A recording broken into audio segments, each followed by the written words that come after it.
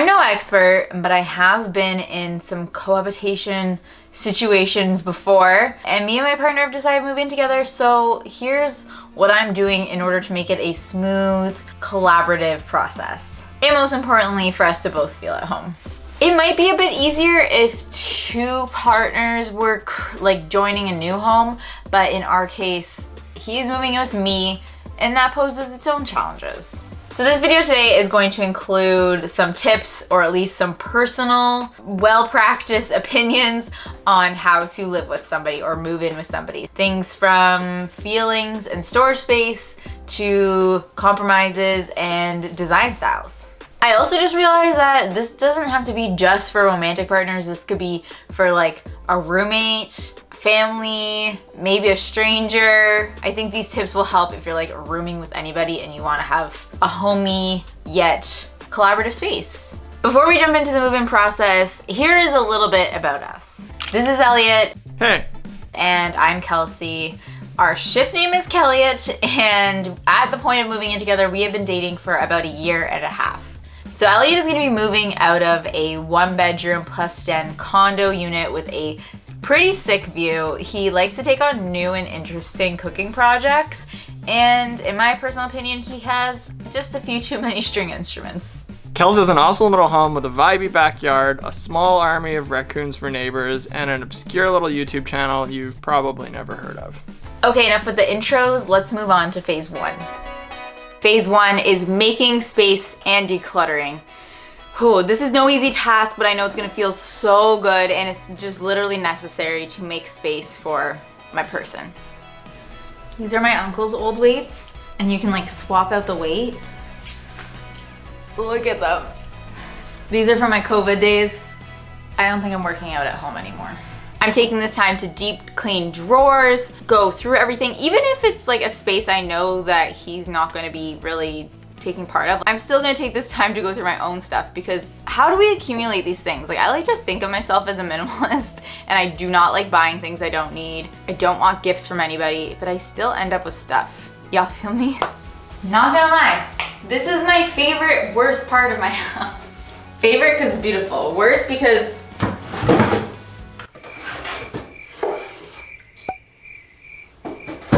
first we need to clear out before we can fix. We always tell ourselves we're gonna do a spring cleaning once a year. Does that happen?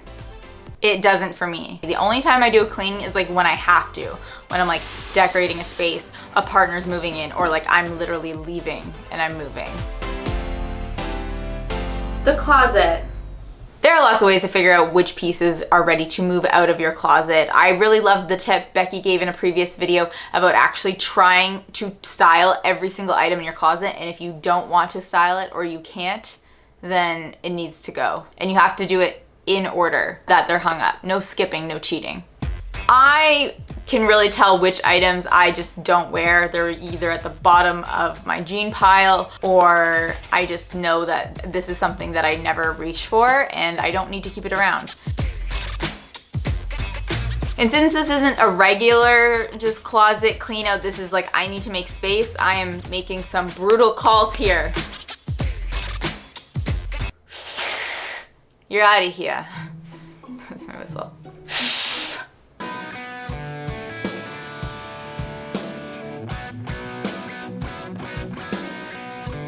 And I have confirmed with Elliott that he only needs about 1/3 of the closet space because he does have less clothes than me. So very thankful right now to have a stylish yet not too fashion-centered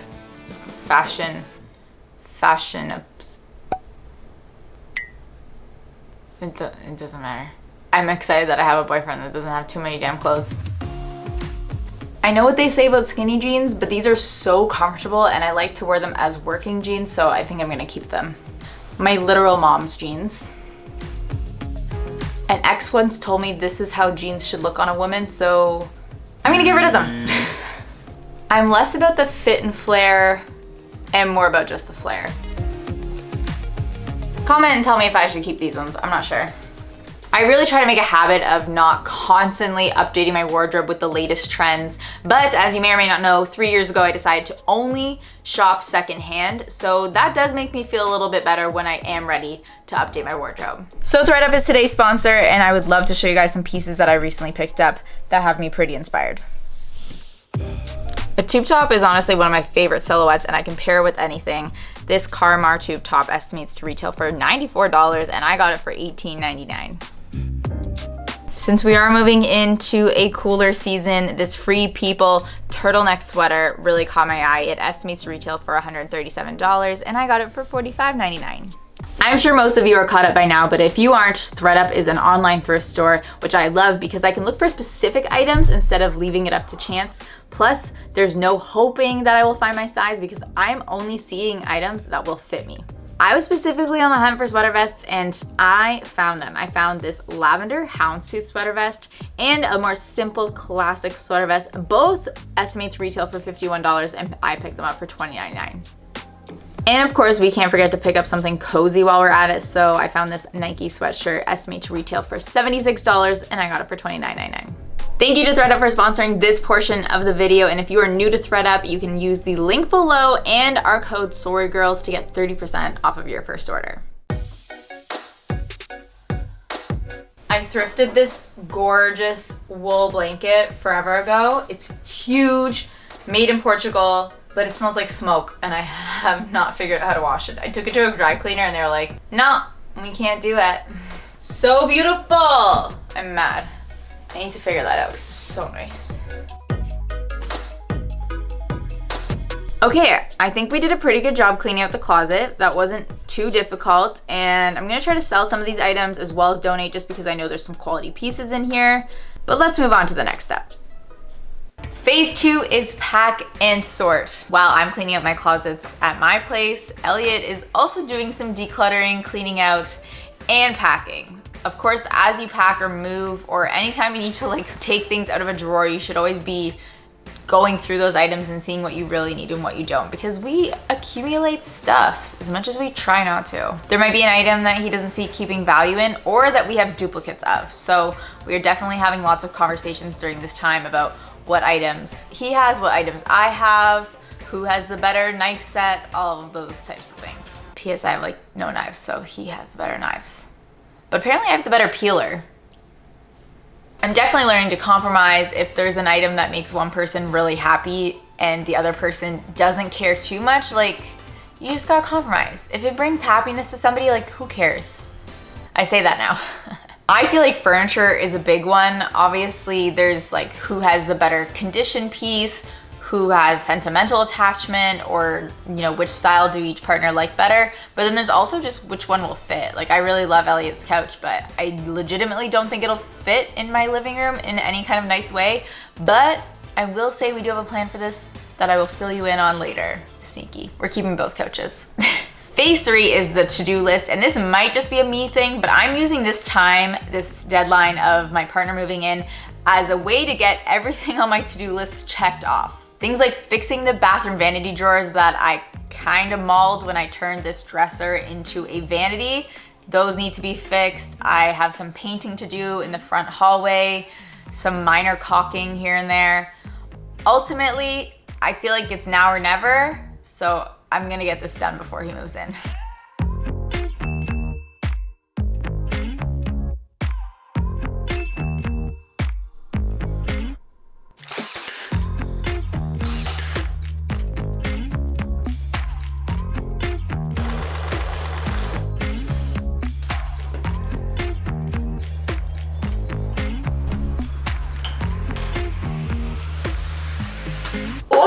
So satisfying. It's like a glue lid.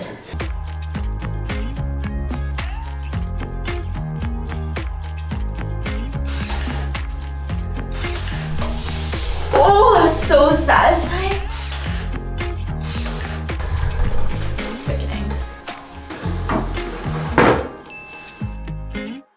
Okay, this next phase I'm a little nervous about because I think that I've done a good job pulling my home together and decorating it. This one's a little personal to me because when I've lived with partners in the past, I would love the opportunity to decorate. Even if the space is like well decorated, it still just doesn't have me injected into the space, and it might have like all of their little decor. We already talked about like what furniture and like large functional pieces we want to bring in, but when it comes to these everyday like artwork, personal artwork to me, photography, family photos, even just like vases and stuff, I think it's super important that I take these things down.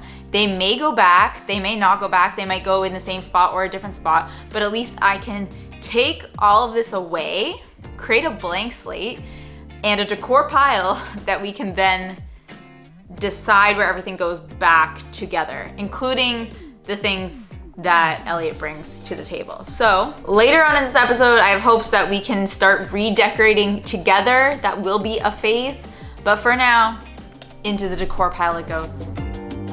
No, I'm not in here repainting. Although to be fair, if a certain someone hated this color, I would definitely consider repainting because I want to be fair and compromise. If the internet hates it, you guys just talk about it, that's okay. But I am gonna take down some of this art. These are all personal family photos to me, so maybe we can put up new ones together or we'll figure out another design, but either way, they're coming down.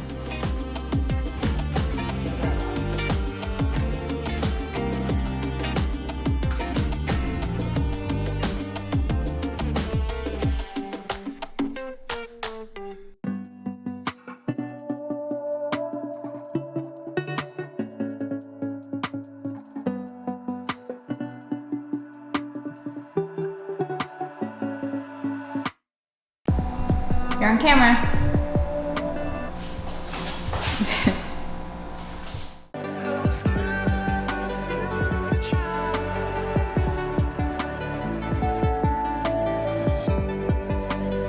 It's gone. Big like nuts. It has the juice. It has the juice. Can imagine more beautiful thing.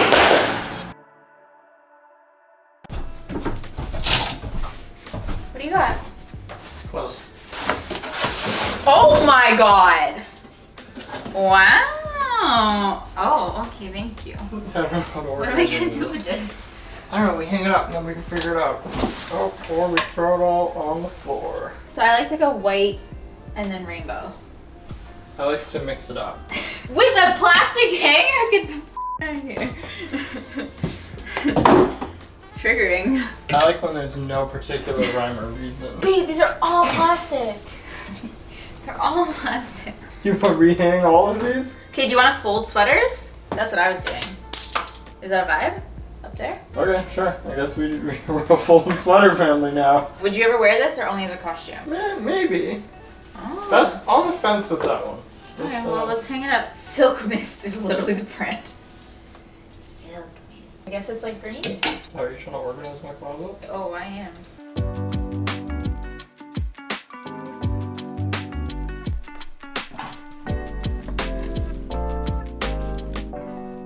Okay, so phase 6, narrowing down a style. To do this, you and your partner, friend, family member, roommate, sit down and figure out what styles we think represent us, and then also figure out where they overlap. So for example, my style might be a little bit more like eclectic, vintage at times, a little bit industrial, a little bit modern. But I would say Elliott is maybe a little bit more modern, clean lines, also industrial, and does appreciate like a vintage unique piece, but just in moderation. So we can find where our styles overlap, which is kind of like some eclecticness, some modernness, some industrialness. So we can keep this in mind moving forward. You know, this doesn't have to happen all at once. I don't wanna like do a mass decoration of every space, but it's something to keep in mind as we move forward. This reminds me to take your time when moving in.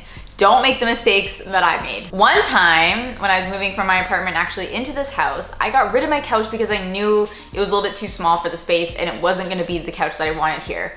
But lo and behold, it took me like 8 weeks to get a new couch, and that was taking my time finding the right piece as well as the shipping and delivery times. So I ended up having to borrow this like 80s, 90s floral couch from my parents, which was just a hassle to get it here. You don't need to get rid of your stuff before you move. I think it's smart to just bring it with you. For example, we knew we probably didn't want to keep this lamp in the long run, but we also knew that we didn't want to rush to find a new one, so it came to the new house. Speaking of other furniture that we'll keep, that couch. So it's upstairs in my second apartment. If you guys may or may not know that I turned my house into a duplex, so I have an upstairs like full apartment, but just because we need the extra space and a home office, we have now taken over the upstairs unit. So it's kind of an unusual situation, and I know normally you'd have to like combine all of your stuff into one space, but we were able to use a lot of Elliott's furniture to furnish up here, which I know it's not looking so great right now. We're just like moved in and very limited decor, but let me know if you have tips for moving in with a partner or roommate in the comments down below. I think we'd all love to see those. And also, if you guys don't know, we continue our conversations over on Discord. We have a Discord and we chat a lot there. There's a bunch of different channels to participate in, so we'd love to see you on our server. Invite below. And our last phase is the redecorate together stage. So we have the decor pile, which I already put all my stuff in. And when Elliott moved in, we took out some of his decor, tabletop items, books, etc., added them to the pile and got to redecorating. Some stuff might go back exactly where it was, but I think the whole point is just we're making these decisions together. And I didn't want him to feel like upstairs was just like his space with all his stuff, and then downstairs was my place, because that's what it originally was. So I really was keen on like combining everything together. I think it's important not to rush this step. Take your time, figure out what works for the space, figure out what works for you, what the space needs, with no egos involved. Speaking of egos, here's some unsolicited living together advice that may or may not help you. What I've learned is to not take each other for granted. If you are thinking something, feeling something, don't bottle up, share it, and have an open line of communication both ways. Continue to date each other. This is actually something Elliott says a lot. You don't want to become just roommates and like lose any spark. So having those dates planned, things to look forward to, romantic night outs, romantic night ins, I think those are important. And lastly, but most importantly, last person out of the bed makes the bed, and the last person out of the shower squeegees the shower. And thanks again to ThredUp for sponsoring this video. If you are looking for a sweet deal, make sure you use that link down below and our code SorryGirls for an extra 30% off of your first order. And if you want to see more videos like this, you should take a look at my Making Home series, where I first purchased this home and look where we are now. She didn't know back then what was about to happen. She really didn't.